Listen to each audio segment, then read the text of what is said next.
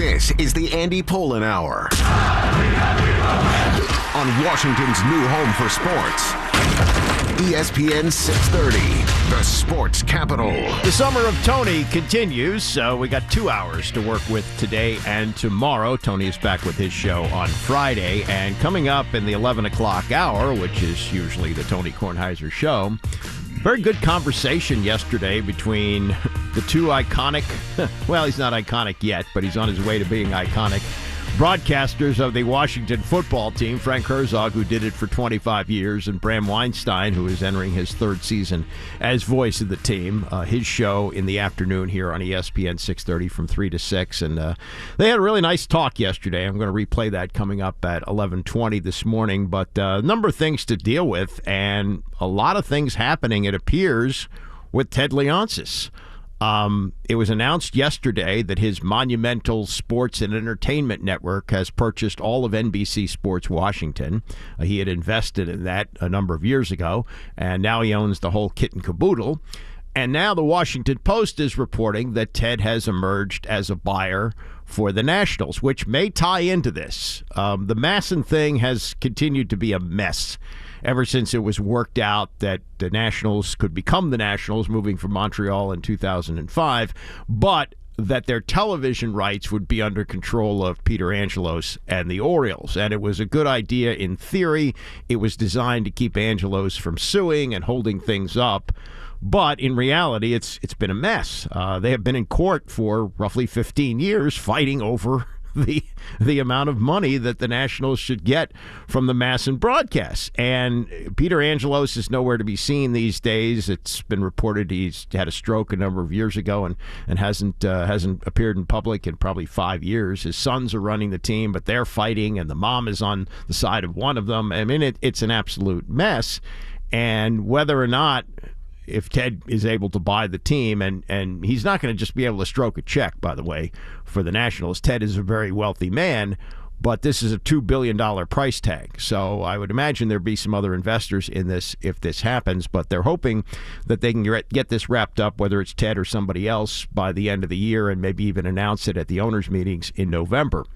But that all may tie together, that this monumental sports and entertainment network could have everything. They could have the Capitals, they could have the Wizards, they could have the Mystics, they could have the Nationals, and maybe the Orioles, because I would imagine that if there is some kind of a rights deal with the Nationals, that Masson doesn't survive on its own with just the Orioles. Maybe they do, but a lot of cord cutting going on there. I did some work for them a number of years ago. They paid well, by the way, but in recent years they've really cut back.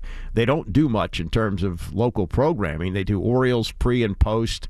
My friend Rob Long does a great job with that. And they do some Nationals pre and post as well, but it's nothing like what they invested in some years ago. So it's going to be interesting to see how this all shakes out. But for the moment, they are announcing as a company that they have the whole thing with NBC Sports and Entertainment. Now, Ted's son, Zach, who's, I guess, in his early 30s, is running this, and he's the guy who screwed things up with the Wizards broadcast and getting rid of Phil Chenier and Steve Buckhantz. And from what I understand, after that happened, the ratings dropped 55%. So he's become something of a cooler for their broadcast. But he's the mouthpiece for this. He did a number of interviews yesterday, including one with the Washington Post. And he said this. This is what Zach Leonsis said about the deal to acquire NBC Sports Network, or NBC, and whatever it's called. NBC Sports Washington is what it's called. He said, fundamentally, we believe in the value of our live local rights. A lot has been made of the ecosystem, but we are strong believers that the value of the rights continues to increase. It's strategic to own our own destiny as we seek to innovate. Well, you have learned to speak corporate, Zach. Mazel tov on that. Your Penn education has served you well. But let's see what they do with all of this. Now, Ted has always been interested in tying broadcast into the internet. He wants to put the whole thing together. And things are changing, obviously, and he knows this. And, buying a cable network is not exactly the best thing to do these days with the way people are cutting cords and so forth. So, he knows that there's going to be more to it than this. But, speak English, Zach, please.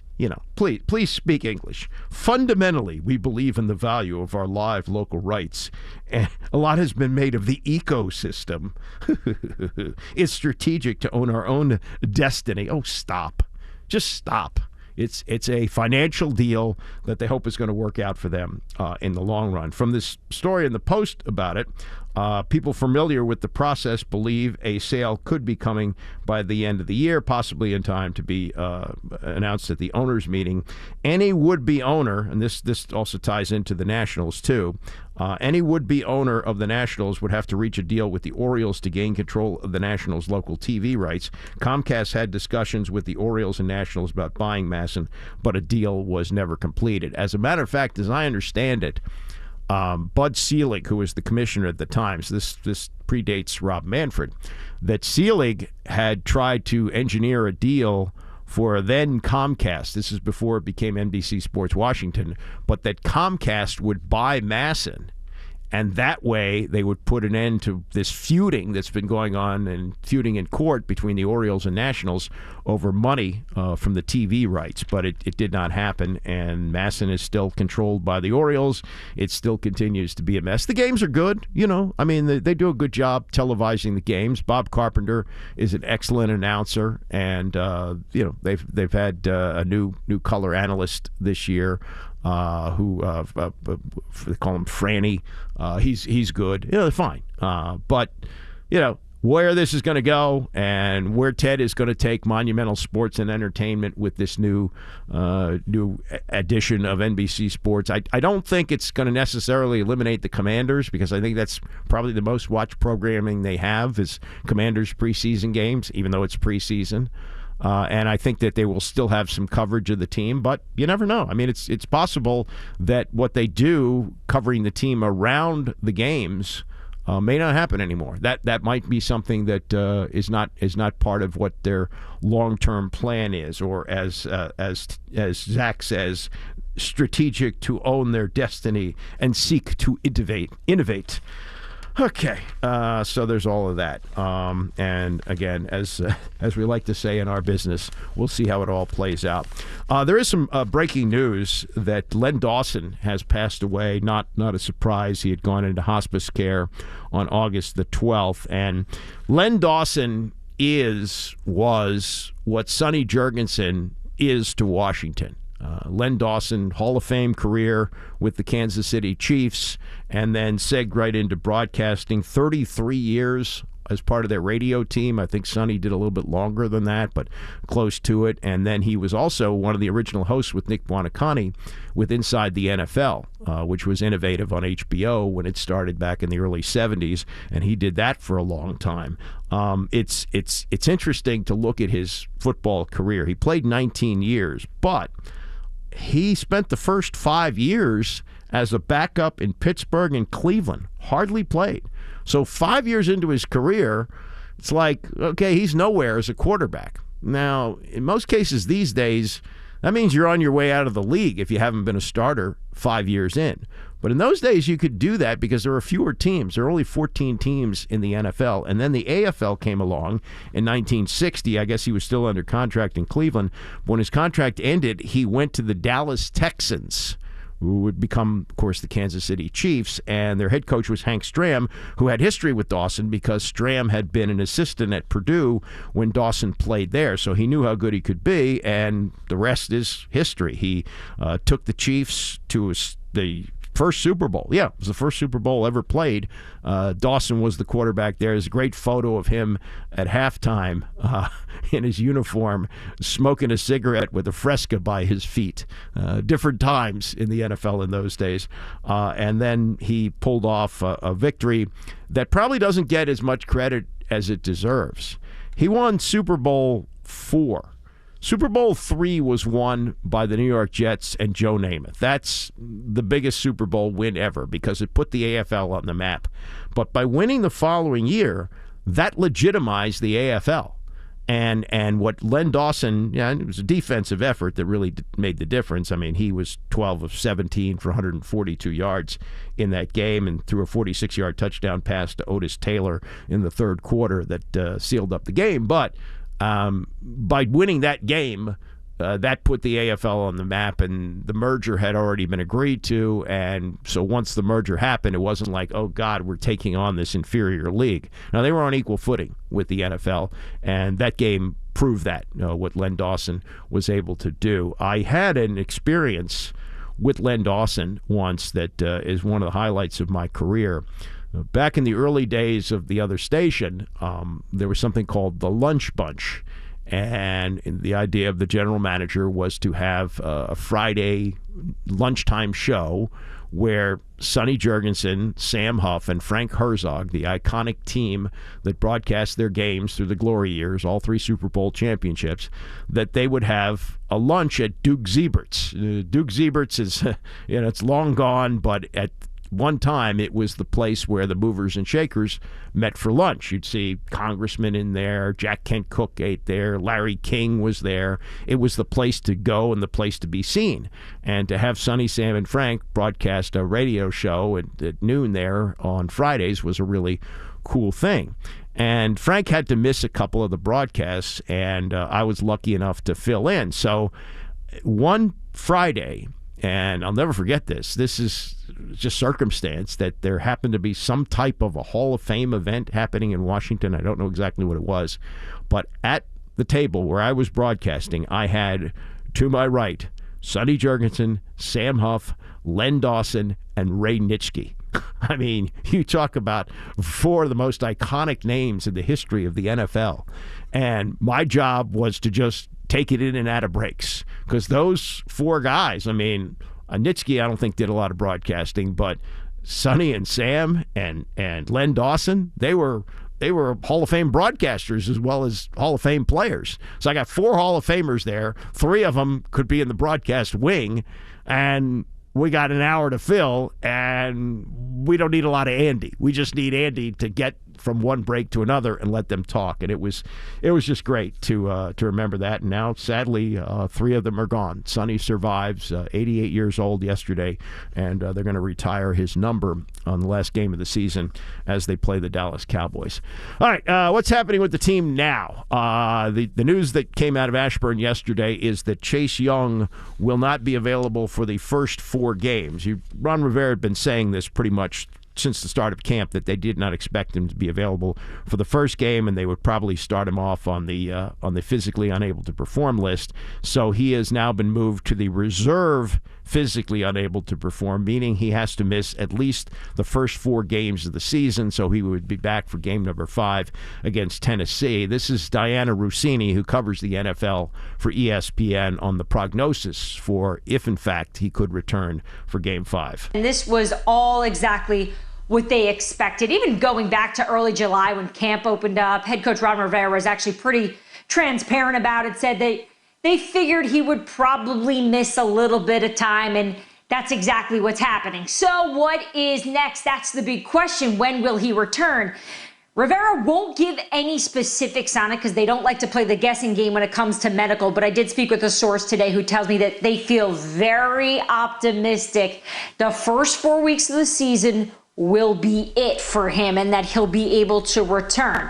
Obviously, this can always change. We know there's always setbacks, or at least there can be, but at least the organization at this point has a good, strong, confident feel that their 2020 Rookie Defender of the Year will be back against the Tennessee Titans for Week 5. So that's what team sources are telling Diana Rossini, that he would be back for Week 5. This is a more serious surgery than Logan Thomas had. Thomas was hurt later in the season and is now back with the team and could possibly play in the opener. Young obviously won't be back until at least Week 5, but in November he underwent ACL reconstruction, Dr. James Andrews, using a graft from Young's left patellar tendon to construct the ligament in his right knee. The procedure is different from the ACL repair, in which a surgeon reattaches the torn ligament to the bone. Recovery from a repair is often shorter than reconstruction. reconstruction. So if Diana Rossini is correct, we will see Chase Young back for week number 5. Meantime, that creates opportunity for Casey Toohill, who filled in last year when Young went down. You never ever want to see someone get hurt severely. So obviously I wasn't, happy that Chase got hurt. That was very unfortunate to see. He's a great player and a great friend, so I hated to see that. But yeah, it was an opportunity. So I don't think I had like a moment of like a great analyzation or something. There wasn't a lot of like thinking about it. It just happened. I was like, okay, this is, I've taken reps with the ones before, like OTAs, people were injured, I'm ready to go. So yeah, it was just, dialing in my focus, doing the same thing I'd been doing, but just now more of an opportunity, more plays. And I think it's the same now, just keeping that same focus as I had before and getting things going. John Feinstein wrote a book about this. It's called Next Man Up, and that's the mentality in the NFL. You train to be ready when your opportunity comes, and as they say, you're only one play away. So now it's Casey Toohill. Now, they're not real happy. Rivera has said that he's the thing he's most troubled by is their third down defense, and that they're not able to generate the pass rush that they need to get, and they're not staying in their lanes, and Toohill is part of that. So he's got an opportunity to get some playing time here, but I don't think the leash is going to be very long, and they're hopeful that they get Chase Young back by week number 5, but there's going to be a lot of guys who are going to get a chance, and Toohill is going to be one of them. Last thing, and this is the question came up yesterday about Carson Wentz, and as I've been saying, they've seemingly gone out of their way all off season to talk about what a great teammate he is, what a great guy he is, how hard he works. So this was the question yesterday. I think Barry Zerluga asked it about what Ron Rivera has learned in now working with Carson Wentz in an offseason and most of training camp. I kind of heard it, but to see it, he's very resilient. A lot of things just kind of go off his back. He's very hard on himself. He really is. He pushes himself, and you can see it. In meetings, you can see it. I mean, this is a young man who's very serious about his craft, and I think he's a guy that's driven. So it's been kind of fun watching him.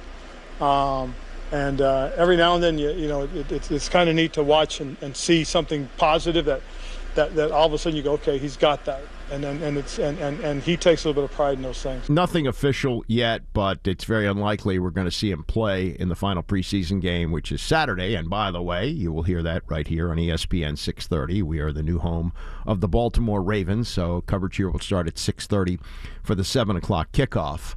But I guess what they have seen from Wentz is satisfying. At least they're going to tell you it's satisfying. They're not going to say, oh, boy, we made a mistake bringing this guy in. But we'll see what we get on September 11th when they open the season against the Jacksonville Jaguars. And in the meantime, the question is, do they want to end the Ravens' 22-game preseason win streak?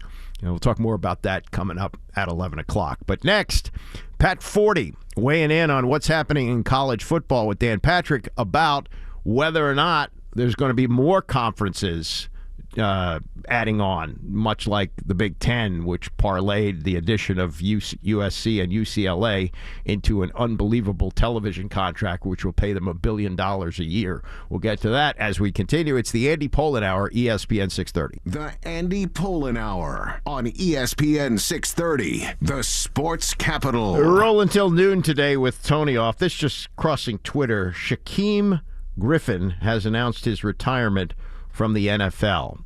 If that name doesn't ring a bell, his story will. He's the brother of Shaquille Griffin, who's still in the NFL. But Shaquem Griffin pulled off something that will stand as remarkable for all time in the NFL. He played 4 years with one hand. He was born with a birth defect, which caused a circulation problem, and as an infant, he had his left hand amputated. But he still managed to make it to college football, where he became good enough to be drafted to his brother's team with Seattle, and played 4 years in the NFL and certainly proved that he could play, which is absolutely remarkable. I don't think there's ever been anything close to this in the league before. You can talk about Tom Dempsey, who was born with half a foot and became a kicker, but I think that's quite a bit different than playing linebacker / defensive back, whatever. He was mostly a special teams player, but he stuck in the NFL for 4 years with one hand and has announced his retirement. So what an incredible accomplishment for him and his family, and I'm sure they're incredibly proud of what he was able to do, and we look forward to the next chapter in his life. A couple of contract things before we get to what Pat Forty said about what's happening in college football as these conferences load up, and we saw what a bonanza it was for the Big Ten as they add the two teams from Los Angeles in USC and UCLA, and they wind up with $1 billion a year television contract. So there's going to be more of this, going to be more movement, and he talked about it yesterday with Dan Patrick. But two things on contracts. One, the Brooklyn Nets had to announce this. They announced that they are moving forward with Kevin Durant. Well, geez, I would hope so, because the 4-year contract extension that he signed is about to kick in. 4 years, $198 million. Now, he said on June 30th that he wanted to be traded.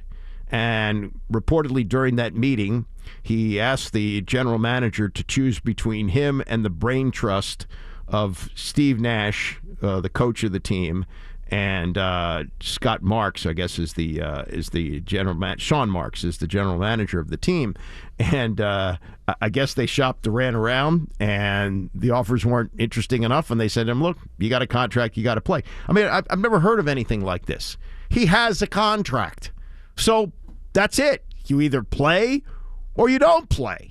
So now they've decided, and they have to announce this, that they're going forward. This is the state of the NBA now. If you're a star as big as Durant and you say you don't want to be there anymore, it's assumed they'll get you where you want to go. Well, didn't happen this time. And if he stays in Brooklyn and if things work out with Kyrie Irving, who knows?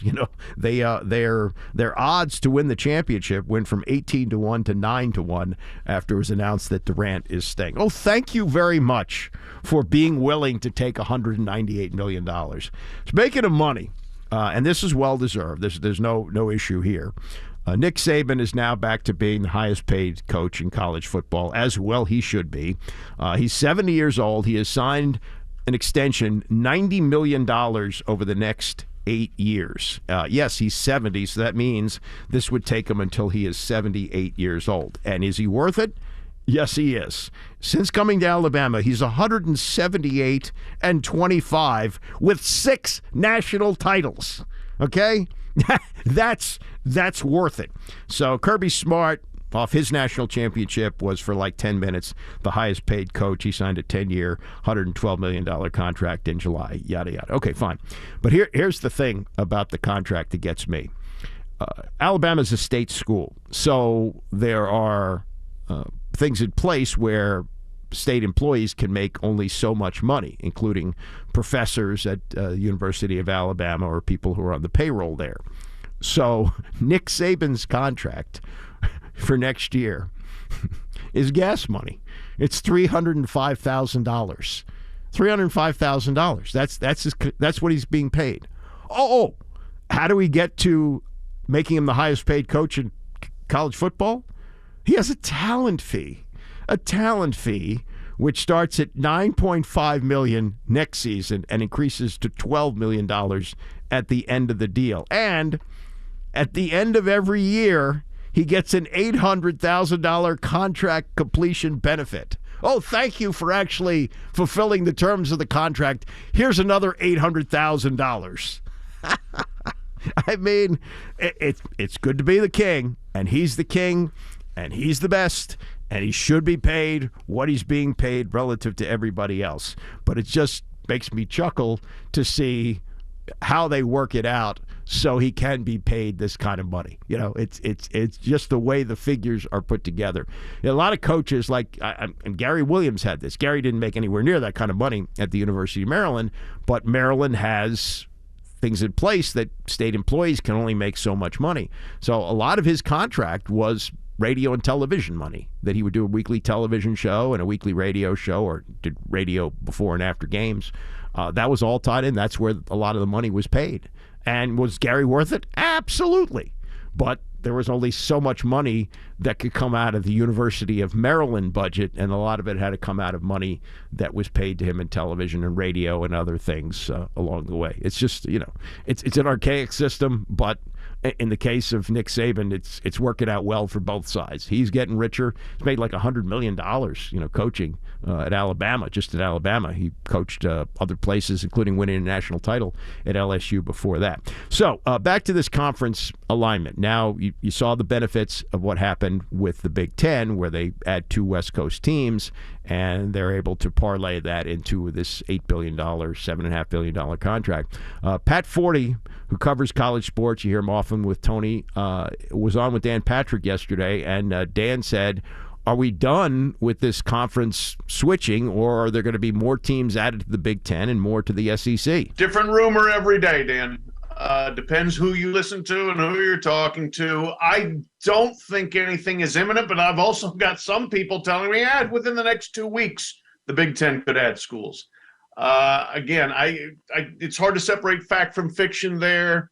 I think it seems pretty clear Notre Dame is willing to stand pat for the moment, and they're the big lever here. So then it's a question of, can Washington or Oregon or some other combination of West Coast schools make themselves attractive enough to join the Big Ten, to get an offer and to go aboard there? And if that happens, is the Big 12 done, and does the Pac-12 done, and does the Big 12 scoop up the schools from the South? I don't honestly know where we're going. But if you're the Big Ten, do you keep Rutgers, and do you keep Maryland? Do you keep, sort of these peripheral schools here, while if going after Florida State or Clemson or Notre Dame? Is there relegation here? What do you see happening with these conferences? From what I've been told, people would be very reluctant to, kick out members that they invited in. It would be a bad look. And now, hey, college sports is not above bad looks. We've seen that in pursuit of the money. But there is a kind of a line there of just outright betrayal of like, we're getting rid of you. Secondly, they need some teams that can be beaten, right? In every league. Not everybody's going to go 12-0. You're going to need teams that are 2-10, 3-9, 4-8. Wait, so a conference can't kick you out, but you can kick out a conference. Yeah, you could do that. Texas, Oklahoma did that. UCLA, USC did that. So it could happen. I'm just curious if, and I've likened this to, the board game Risk. This is about just rolling dice and going in and taking over states, taking over Florida, get Florida State, Central Florida, Miami. That's what the SEC might be looking at. But as far as extrapolate this and look at what you think the timeline is, and even when Greg Sankey was with us a couple of weeks ago, he did talk about, maybe, and Nick Saban talked about relegation. Are we looking at, an AFC and an NFC in college football, in your opinion, in the next 5 years?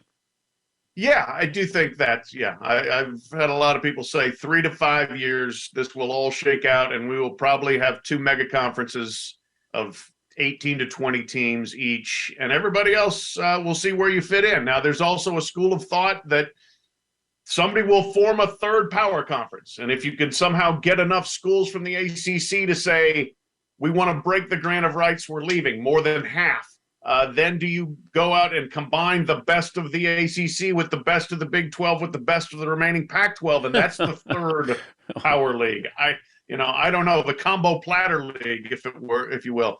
I do still think this is a Big Ten SEC power play, and it's going to end up with those two as the dominant forces, and even more dominant in the next 5 years. Give me the surprise team this year that could be in the playoffs.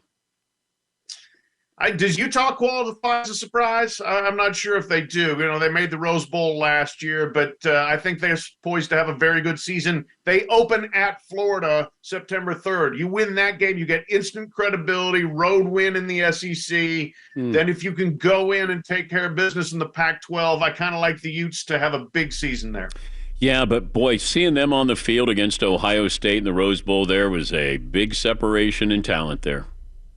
Big separation in speed, no doubt about it. Yeah. And I look, hey, somebody's going to be the fourth team in the playoff, and they're probably going to get trucked. That's kind of been the history of the playoff. Is whoever there may be 2 or 3 good teams. There's rarely been 4 competitive teams and 2 good semifinals. So that's Pat 40 yesterday with Dan Patrick. The most interesting part of that, from a local standpoint, is the question that Dan asked about Rutgers and Maryland being in the Big Ten, where clearly they're the weak children in that league. I mean, they're not, especially when you're talking football, they're not going to ever be on the par of Ohio State and Michigan. So, what are they doing there? Well, 40 says, somebody's got to go 2-10, and we've had this, in the SEC. There are teams that get clobbered on a weekly basis by schools like Alabama and Auburn. I mean, that happens.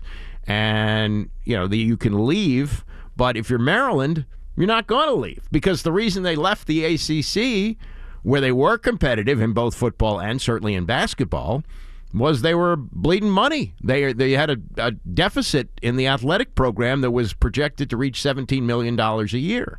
Well, now they're going to get it $70 million a year just from television rights, so keeps them solvent. And, you're going to take your beatings from some of these other schools, Ohio State and even Penn State. Those schools are going to take you to the woodshed all the time. And you got to understand that. But that's the cost of doing business. Now, we talked about this very good Barry Zerbeluga column yesterday, where he pointed out that, yes, they're financially solvent, but they're irrelevant now, which is true. And they're not the great basketball team that they used to be. Sure, they compete, they make the NCAA tournament, but the glory days of Cole Fieldhouse rocking with games against Duke and North Carolina, no, it's not there anymore.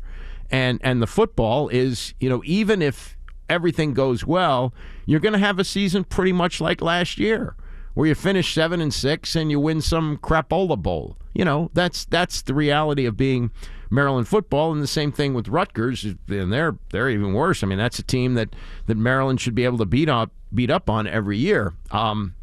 Which leads me to this story that came out the other day in the Bergen Record, and some of this is pandemic, but some of this is just you don't have enough oversight here.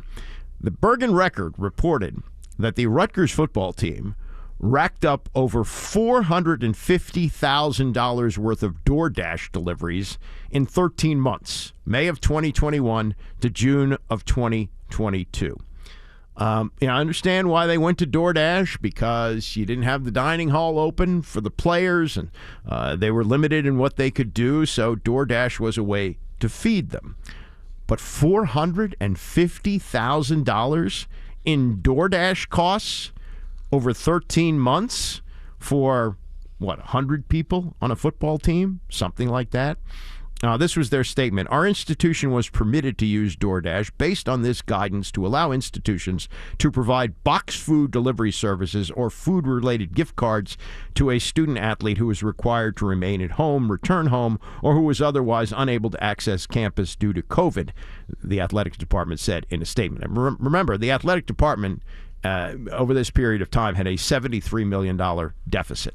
I know some of it related to COVID, but people aren't really banging down the door to get into Rutgers football games or even basketball games, though they've been better in the last couple of years. The Financial Review found that athletes had placed DoorDash deliveries from convenience stores and pharmacies, with some orders coming thousands of miles away from the Rutgers campus in New Brunswick, near athletes' hometowns. So, like, they have the number for their local Chick-fil-A, which might be 2,000 miles away, and they order from there. Now, I imagine it gets passed off to another Chick-fil-A, but this is the kind of thing that went on. Over 14 months, there were roughly 19,745 orders for student athletes at an average monthly transaction cost of $22.88. That's, I guess, per order. They set up this program. It was supposed to be $75 a week. Well, at that rate, you're getting like less than 4 meals. How are you going to do $75 a week on DoorDash?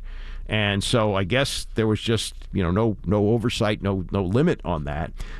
In June, Rutgers switched to Grubhub, Grubhub will be limited to delivering food and beverages only. It's lower cost, but how much lower? And, now that you can go out, even if you're, a little squeamish about being out in public, you don't have to order DoorDash if you're a college student. If you're I would imagine in Piscataway, there's a million places right around campus within walking distance where you can go get your own food. I don't use DoorDash. I order out occasionally. I have a Chinese restaurant. It's like a mile from my house. An Italian place is a mile from my house. I got a pizza place I go to 5 miles. You can go out and do that. Come on. And so this is some of the things that's been going on now. It looks like Rutgers is going to use all this money that just came their way by the way of this Big Ten football deal to help pay off some of that. But somebody needs to look at the way the budget is being spent there and say, well, what are you doing? $450,000, almost a $500,000 spent on food orders? Couldn't you have hired a chef? Couldn't you have hired somebody to work in the kitchen and deliver box meals to these kids? Was this a smart financial decision? I mean, what are you thinking here? That's just, as we say in the trade, that's mashugana. That's absolutely mashugana. See if this is mashugana. Stephen A. Smith for president. What? We'll get to that next. It's the Andy Pollin Hour, ESPN 630. The Andy Pollin Hour on ESPN 630, the sports capital. We're in for Tony today, and at 11:20, I'm going to play a conversation yesterday between Bram Weinstein on his show, which you hear every day here on ESPN 630, and the legendary voice of the Commanders. Would you say the Commanders? Would you say Washington football team? Could you still say Redskins since his signature call was touchdown Washington Redskins? But Frank Herzog talked to Bram yesterday about a number of things, including the retirement of Sonny Jurgensen's number 9, which is certainly well-deserved. They had a long-standing policy of not retiring numbers except for Sammy Baugh's number 9, but in recent years they need the distraction of some good news. So they retired Bobby Mitchell's number 49. They retired Sean Taylor's 21, though they botched that terribly. Just an embarrassing ceremony and the way they handled that. And hopefully when they retire Sonny Jurgensen's number 9 at the end of the season, last game against the Dallas Cowboys, that they do a much better job with that. So we'll hear that conversation coming up at 11:20. Speaking of conversations, Stephen A. Smith, constant conversation, well paid by ESPN, reportedly $12 million a year. I think you could make the case he is the face of the network. And he has an upcoming memoir called Straight Shooter. And he was on yesterday on the Paul Feinbaum show or the Paul Feinbaum podcast. I'm not sure how these all are separated, but this popped up online last night. Stephen A., as a guest, was asked by Feinbaum if he's running for president, or would he run for president? That was the question. And Feinbaum, if you've watched his show, he does a lot of tongue-in-cheek stuff. A lot of his show, it's about SEC football mostly, and he's got a bunch of wacky callers, and he kind of plays around with them on the air.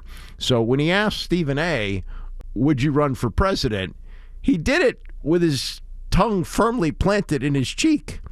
But Stephen A., who does not only sports, but also will from time to time appear on CNN and other shows and talk about politics, took it as a serious question. So this was Stephen A.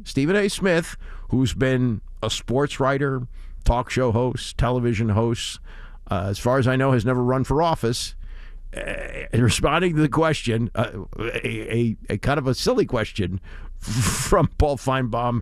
What'd you think about running for president? If I thought I could win, yes. If I thought that I could rally, I would have told you hell no way in hell years ago. I was a father out of wedlock. Obviously, when you think about the standards that were once held in the White House, I'm pretty damn good, but I'm not perfect, and those imperfections obviously would be highlighted when 350 plus American citizens are relying on you to institute and implement policy that would affect their lives. So I would have told you once upon a time, hell no. But when I see some of the things that has transpired, I can honestly tell you, even though that answer would still be no, if people came to me and enough people came to me and said to me, Stephen A., you have a legitimate shot to win the presidency of the United States of America. I would strongly, strongly consider running, because I know this much. I know two things would happen. I would know how to act, number one. And number two, I would think about America. Of course, I'm a black man, so I would think about the black community. But I have always prided myself in stating, I'm not just about black appeal. I'm about mass appeal. And everybody in America would matter. And whatever it took to make this country better is what I would do from the bottom of my heart. I have no desire to ever be a politician, to ever run. But I would tell you, I've lost so much respect for the nonsense that I see taking place on Capitol Hill that if somebody said to me, Stephen A., you could win this thing, yes, I would run for the presidency of the United States of America. Paul Feinbaum started to giggle a little bit because that was not a serious question, but you heard Stephen A. pretty much reveal his platform for running for president. He was serious. You listen to that. That doesn't sound like a guy who took that as kind of a joke, like, oh yeah, sure, I'll run for president. No, it sounds like he's thought this out.